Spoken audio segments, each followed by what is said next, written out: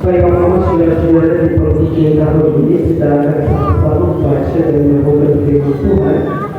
Tapi sebelumnya kita akan dipimpin dalam doa dan pembacaan oleh presbiter yang bertugas.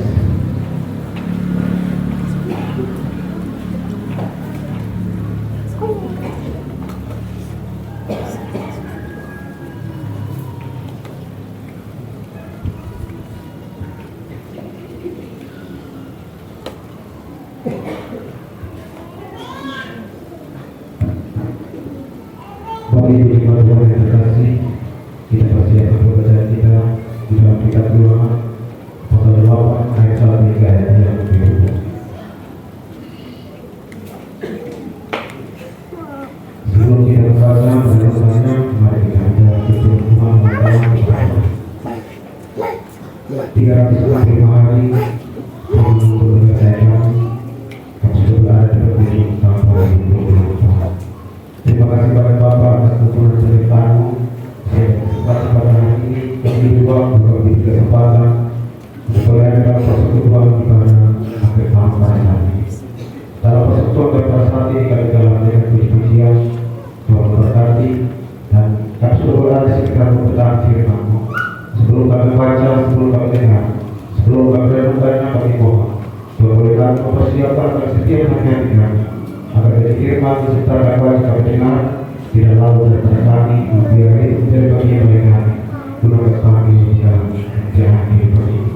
Kalau dia menyampaikan bahwa semua kami akan mendengar dari kebenaran Tuhan yang kepada semua.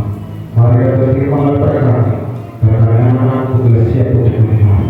Jadi Yesus Kristus firman itu kepada kami berdoa. Amin. Untuk menghormati firman Tuhan, saya persilakan dicoba terlebih.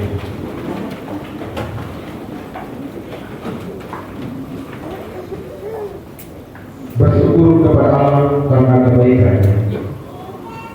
Segenap perintah yang disampaikan kepadamu pada hari ini haruslah kamu lakukan dengan setia supaya kamu hidup dan bertambah banyak dan kamu memasuki serta menduduki negeri yang dijanjikan Tuhan dengan sumpah kepada nenek moyangmu.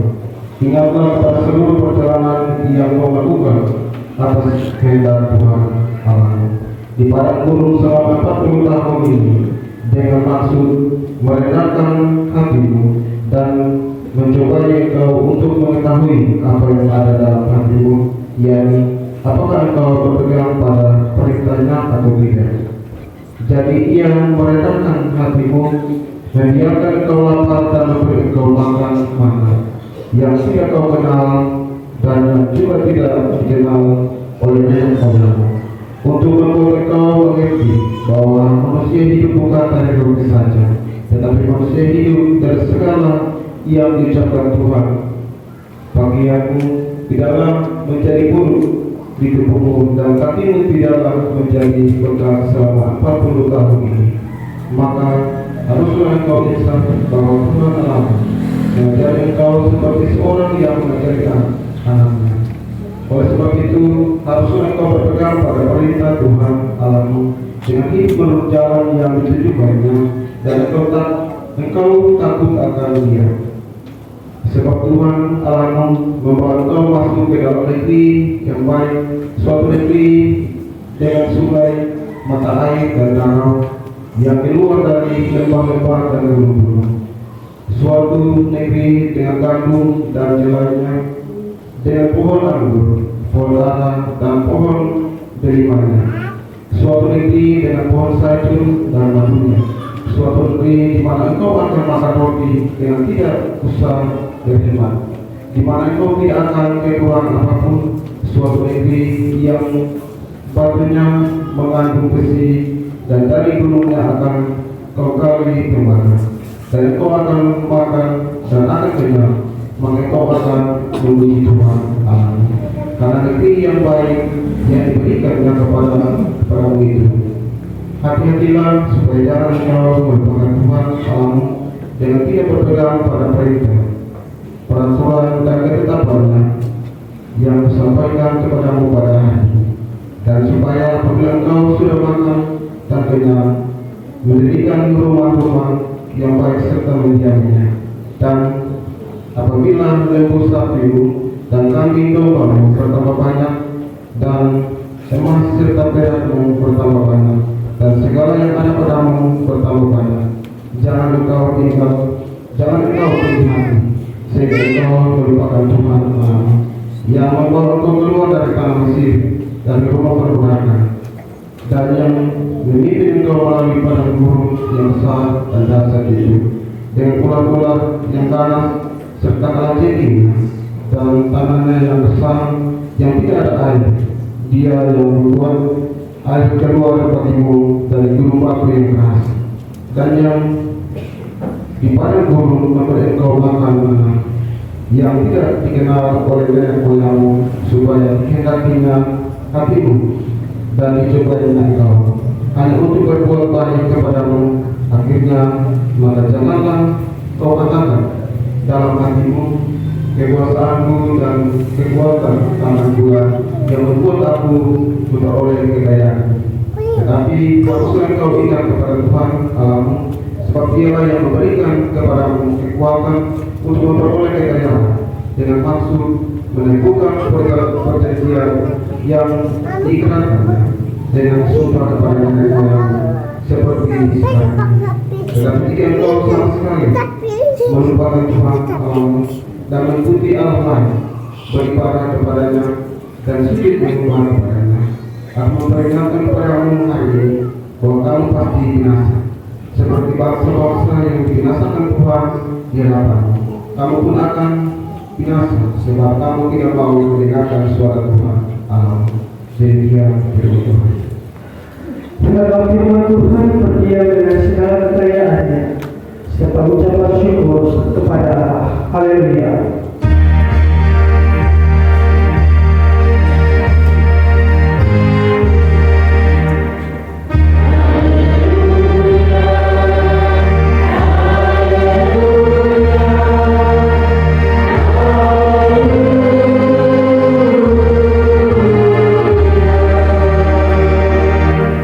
Silakan duduk. Mohon saudara-saudara semua, sebelum kita masuk dalam renungan kita sore ini, kesempatan kembali diberikan kepada Bapak Ibu, haleluya, diberi untuk mempermuliakan nama Tuhan.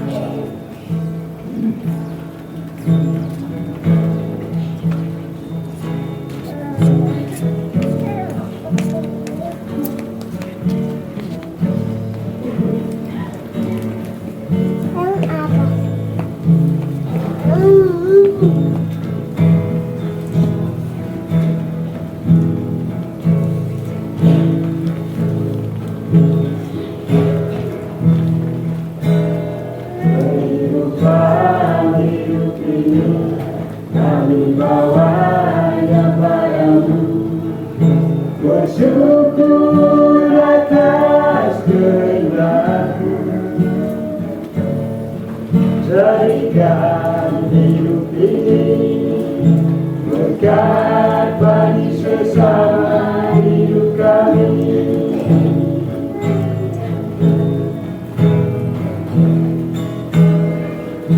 Kadang banyak cobaan menghimpit hidup ini, kadang bimbang putus asa, hilang harapan. Tuhan berikanlah ketabahan hidup ini agar dapat menguatkan iman kami.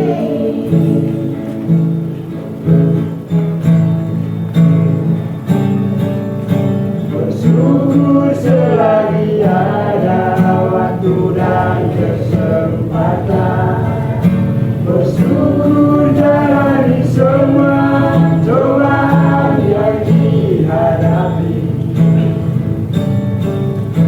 Berjalan hidup ini masih jalan dengan apa yang kami inginkan.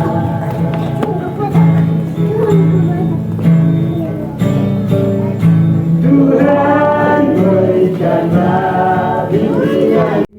Sebelum kita mengakhiri tahun 2024, di hari ini dan juga sebelum kita diperkenankan Tuhan untuk masuk menjalani kehidupan di tahun 2025 dengan berbagai tantangan kehidupan, rahasia kehidupan yang akan kita jalani di dalam. Nah, Bapak-Bapak, saudara-saudara yang dikasihi Tuhan, kesempatan sore hari ini menjadi tema bagi kita semua atau juga perenungan bagi kita di dalam akhir tahun 2024, yaitu mengingat kebaikan Tuhan. Mengingat kebaikan Tuhan. Nah, Bapak-Bapak, saudara-saudara, mengawali renungan ini ada satu pertanyaan kecil. Coba saya sampaikan kepada Bapak-Bapak dan kita menjadi satu dua orang kasih jawaban sesuai dengan pemahaman dan pemikiran. Kira-kira dalam kita punya hidup, ya, kira-kira dalam kita punya hidup, yang paling gampang kita ingat, kira-kira dalam kita punya hidup yang paling gampang kita ingat itu orang baik atau orang jahat.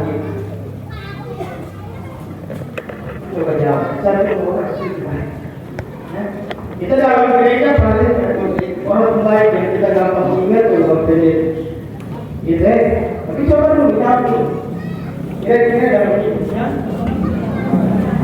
baik? Ya kira-kira kalau kita bagi berapa persen? Lempul. Sungguh baik-baik kok. Coba jadi ingat dari 2024 Januari tanggal 1 sampai hari ini, hari terakhir 2024. Masih ingat? Kira-kira kalau orang sudah buat jahat, bisa kira-kira dukung kejahatan ini bisa gampang ingat. Oh, salam sunapa. Atau dong baik ini saya gampang ingat. Oh, salam sunapa.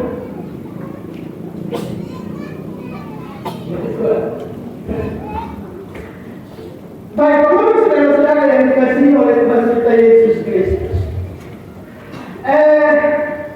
Memang betul juga ya, kalau di dalam menjalani kehidupan kita di tahun 2024 ya, namanya manusia ya. Kita namanya manusia, ya biasanya itu yang menjadi senjata kita. Itu yang menjadi pembelaan diri kita. Namanya manusia, berbeda kadang-kadang orang ditinggal, yang kita juga tahu. Kita juga ingat terus. Bahkan bukan hanya ingat saja, kita juga selain mana kita simpan itu Bapak ini. Mungkin dari tanggal 2 Januari kita simpan sampai tanggal 31 Desember hari. Ada yang disimpan orang yang jahat dia. Kata itu atau tetangga, orang tua. Bapak sudah manusia, namanya juga manusia. Kadang-kadang kita gampang untuk mengingat bukan saja kebaikan orang lain, tapi juga kejahatan orang lain terhadap kita. Kita gampang ingat. Tapi ada pertanyaan yang juga. Kira-kira kalau kita buat jahat dengan orang, kita gampang ingat betul. Kita lupa cepat. Kita punya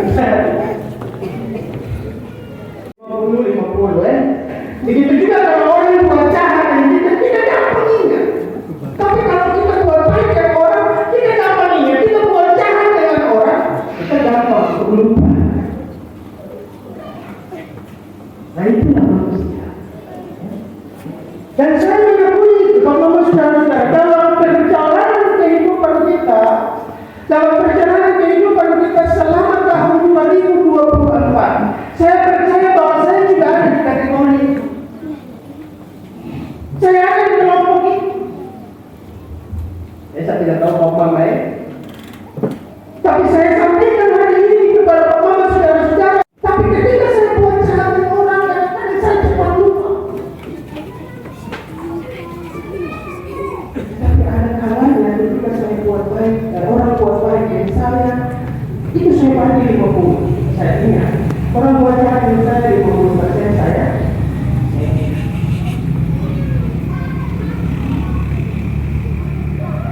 Bapak-Bapak Saudara-saudara yang dikasihi oleh Tuhan kita Yesus Kristus, namanya di akhir tahun ini. Di akhir tahun ini kita jujur lah dengan diri sendiri. Ya, kita jujur. Saya jujur. Saya ada di kelompok. Masing-masing kita jujur dengan diri kita. Masing-masing kita renungkan hari ini. Kira-kira perjalanan kehidupan kita mulai Januari 2024 sampai hari ini. Yang paling banyak mana kebaikan orang, kejahatan orang di kita ini. Saudara, berbeda dengan Tuhan Yesus. Berbeda dengan Allah. Ketika kita melakukan hal yang jahat,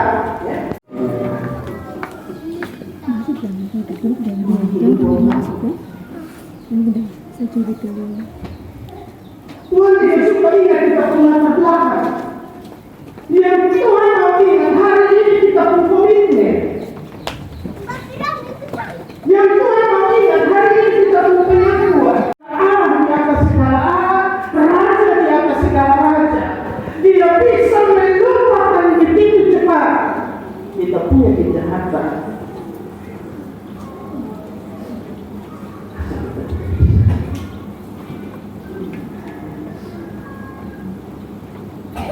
Tuhan itu kita punya kebaikan Bapak-Bapak Saudara. Kejahatan kita tidak pernah diperhitungkan Tuhan, tapi justru kebaikan kita diperhitungkan oleh Tuhan. Meskipun itu bukan satu jaminan untuk kita bisa memperoleh keselamatan.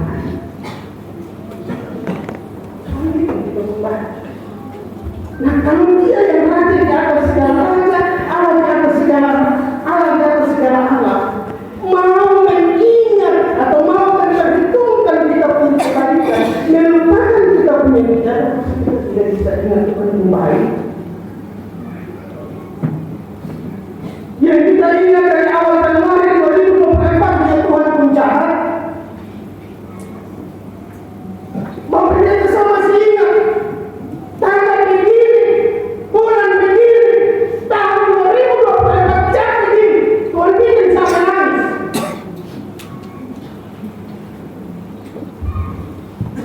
Ada yang masih ingat? Ada banyak kita yang nangis di 2024. Ada banyak kita yang kehilangan di 2024. Ada banyak kita yang putus asa di 2024. Ada banyak kita yang kecewa. Bahkan ada banyak kita yang hilang harapan. 2024 kita ingat sampai hari ini. Sampai ada yang marah di gereja. Dia mau gereja. Berdoa dan Tuhan tidak jawab dengan doa. Justru orang yang tidak pernah gereja, Tuhan kasih yang baik terus, Tuhan kasih yang senang-senang terus, Tuhan datang jawab dia punya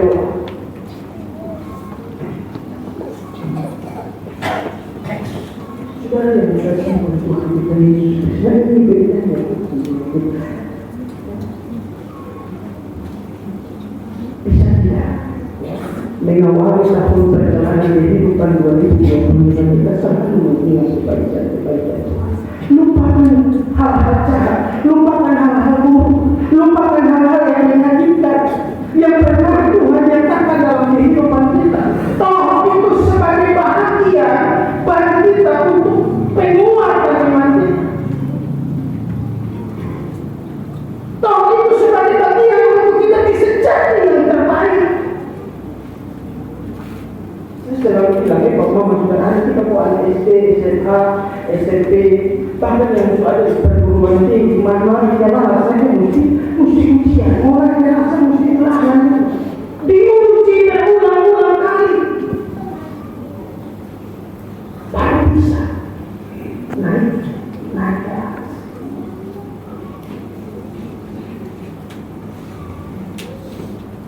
Bisa tidak kita jalani kehidupan 2025 yang selalu kita ingat adalah kebaikan-kebaikan Tuhan. Kira-kira kalau kita selalu ingat kebaikan Tuhan dalam hidup kita, kita lupakan Tuhan yang hidup. Ini tanda-tanda dulu sekolah nak buka sudut belakang sekolah terus deh. Saksi. Tuhan baik, kita takkan bikin dosa. Dan ini penting Bapak saudara-saudara. Kalau kita ingat kebaikan Tuhan, kita tidak akan berani main-main dengan Tuhan.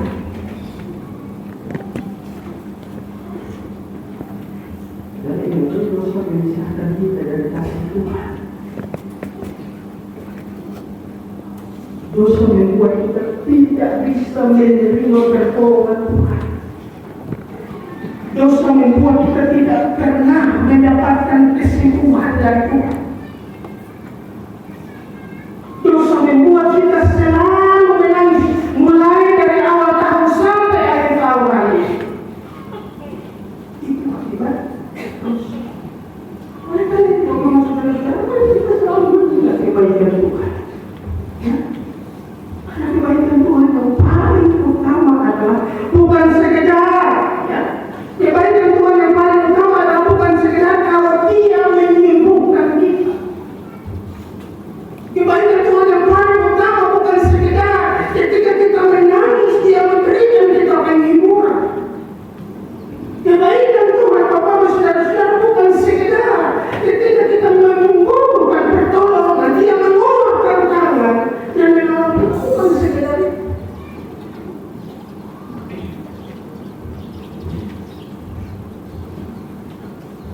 Nah, dikasihi oleh Tuhan kita Yesus Kristus, saya percaya bahwa hari-hari ini, ya, hari-hari ini, uang tidak bisa menyelesaikan masalah dosa kita. Saudara boleh punya uang, tapi ingat baik-baik, uang tidak bisa menyelesaikan masalah dosa kita. Perkembangan teknologi yang ada hari-hari ini, Bapak saudara-saudara, saya mau sampaikan bahwa itu semua tidak bisa menyelesaikan masalah dosa kita. Bahkan agama tidak bisa menyelesaikan masalah dosa kita. Masalah dosa kita hanya bisa diselesaikan oleh darah yang bertumpah di atas kayu salib. Dia selesaikan semuanya buat kita. Namun saudara-saudara yang dikasihi Kristus, mari kita membaca ini pada kesempatan saat ini, ya. Perjalanan bangsa Israel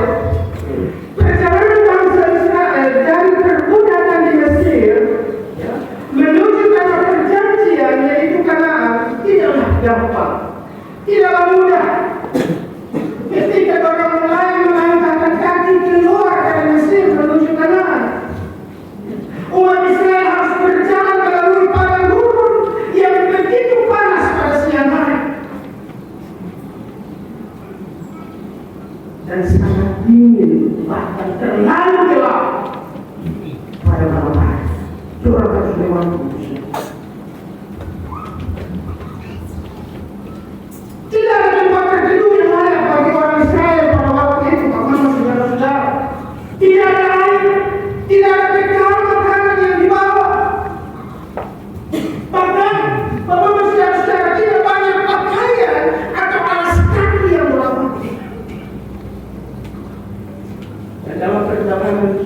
dalam perjalanan selama 40 tahun itu, bangsa Israel bukan hanya 1 tahun, bukan hanya 1 tahun, kita memperjalanan hidup dengan 1 tahun.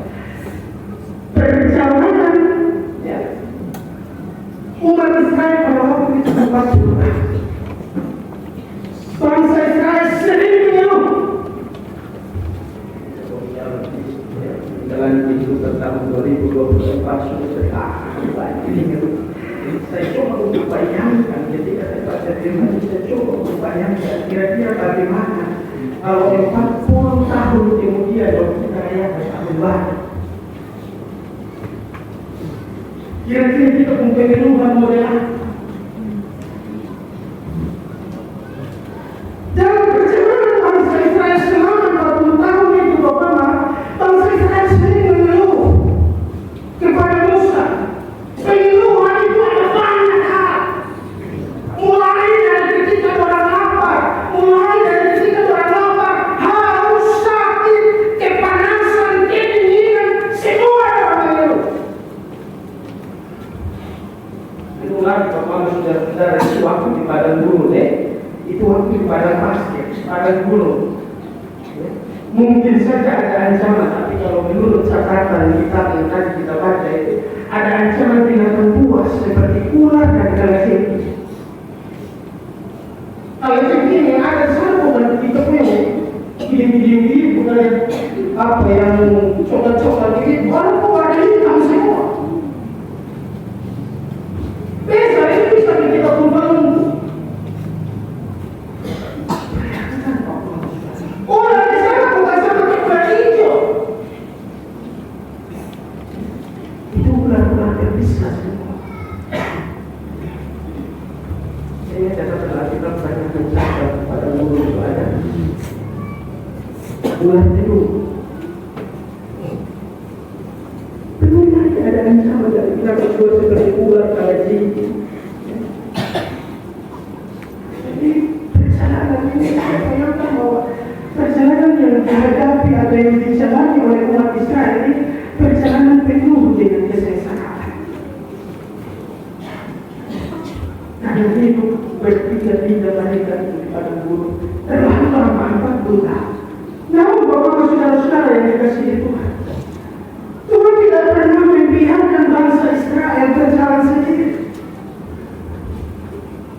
Waktu di padang gurun itu Tuhan memberikan tiang awan di siang hari.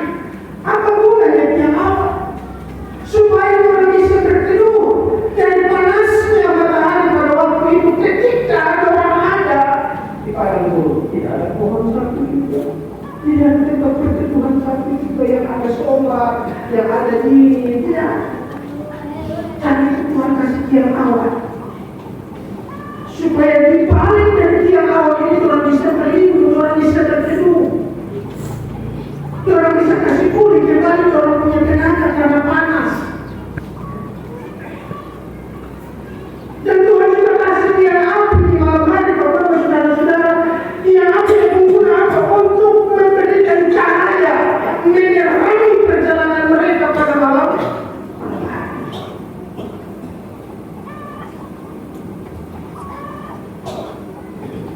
Juga kasih orang makan. Sebagai makanan itu orang makan. Tuhan melindungi mereka dari kesakitan, dari penyakit. Meskipun Bapak saudara-saudara pakaian dan alas kaki mereka tidak pernah diganti, menurut catatan kitab itu. Bahkan Bapak saudara-saudara, Tuhan membuka mata air bagi mereka dari gunung batu yang begitu keras. Tuhan kasih kedua kali. Melihat mereka supaya perjalanan di padang gurun yang besar. Dan itu sebabnya Bapak Musa kasih ingat orang yang menurut catatan pembacaan kita pada kesempatan saat ini. Tuhan Musa kasih ingat orang dengan berbagai kebaikan dan pertolongan Tuhan yang orang terima itu. Musa kasih ingat orang untuk supaya orang tidak melupakan Tuhan.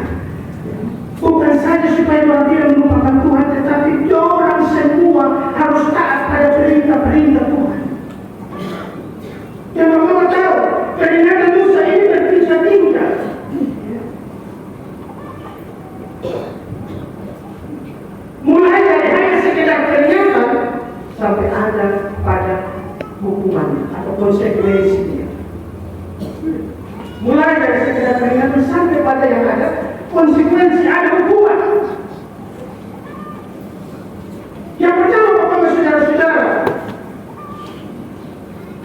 Jadi seperhatikan pembacaan kita ini yang pertama Musa menegaskan, ini peringatan yang Musa kasih. Musa menegaskan bahwa segenap perintah yang Musa sampaikan kepada hari ini haruslah kamu lakukan dengan setia. Artinya bahwa saudara-saudara, semua perintah Tuhan itu harus Tuhan taati semua ini. Bukan hanya selama 40 tahun ketika orang ada di perjalanan menuju Kanaan, tapi orang harus taat semua ini. Hal kedua peringatan yang Musa sampaikan bisa lihat di dalam ayatnya yang ke-6. Ya. Musa kasih ingat orang bahwa haruslah engkau berpegang pada perintah Tuhan dengan hidup menurut jalan yang ditunjukkannya dan dengan takut kata dia. Artinya bahwa saudara-saudara, umat Israel tidak boleh hanya berpegang pada perintah Tuhan saja, tidak boleh hanya sekedar pegang itu perintah, tapi juga harus menghidupi dan melakukan. Yang itu merupakan bukti bahwa mereka takut akan Tuhan. Orang harus bikin itu perintah, orang harus kerjakan itu perintah. Bukan sekedar orang dengar, orang mengerti, kemudian disuapis, tapi orang harus lakukan. Orang harus melakukan dalam hidup. Ini peringatan yang Musa sampaikan.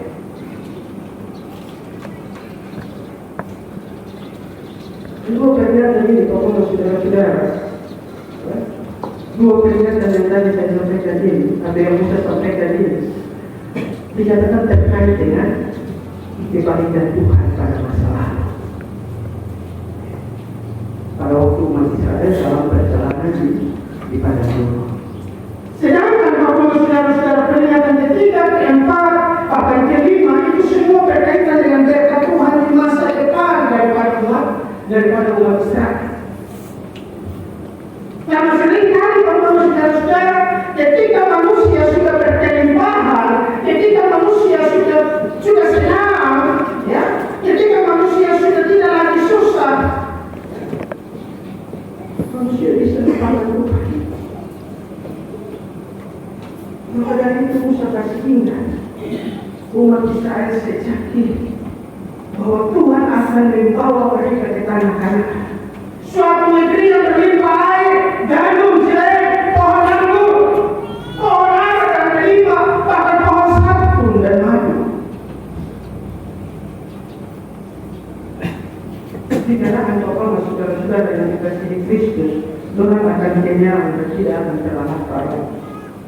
Karena Tuhan menyediakan segala sesuatu untuk orang sendiri. Karena itu dalam ayat 11 Musa bilang begini, hati-hatilah, ya. Musa Thank you.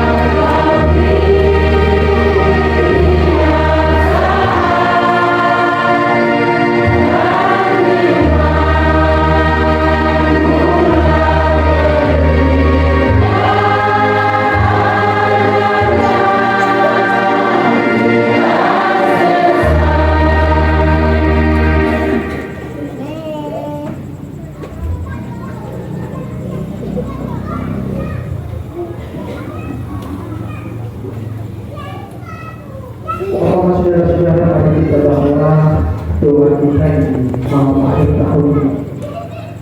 Sebelum kita memasuki tahun istiqomah yang baru, mari kita berdoa.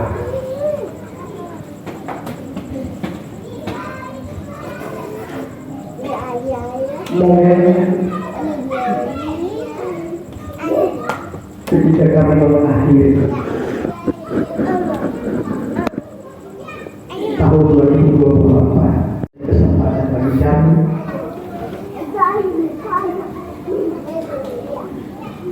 untuk kami